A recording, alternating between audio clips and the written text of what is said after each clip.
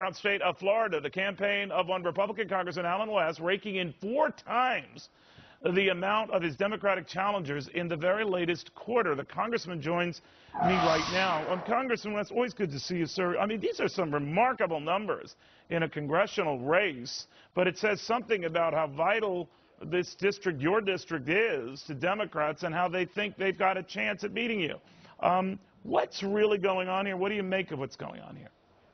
Well, it's always a pleasure to be with you, Neil, and I think the most important thing is when you take a very pragmatic and principled message to the American people, as well as to the constituents in Congressional District 22, they are very receptive of that, and they want to do what is necessary to ensure that I can stand and be able to come back here for another term in Washington, D.C., and continue to push for the right type of policies, being it tax, monetary, regulatory, that can once again get our small businesses growing and make sure that we can have a vibrant private sector.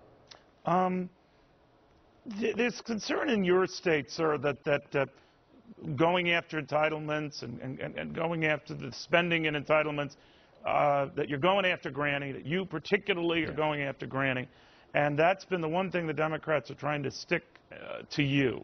What do you say? Yeah. Well, they tried that, and as a matter of fact, they have failed miserably.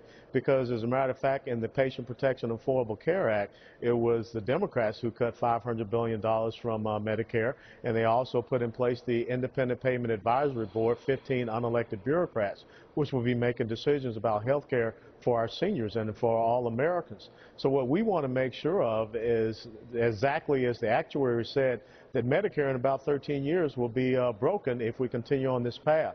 So we have to have a solution that sustains Medicare for the seniors that are currently part of that program, that mandatory spending program, but we have to preserve it and protect it for future generations. We have to move away from a fee-for-service program, which is fraught with fraud, waste, and abuse, and move to a defined contribution or premium support plan, which is part of Paul Ryan's path to prosperity, which is something I support. And plus, when you talk to the American people, when you talk to our seniors, not as children, but as adults, and you explain to them the situations we're in, and you explain to them some of the horrible decisions that politicians have made, as such with Social Security, taking out the independent trust fund account and spending it up, if we can get Americans back to work, we can replenish that fund, we can get it protected, and then we can move forward. All right, we'll watch closely, Congressman. Thank you. Good seeing you again.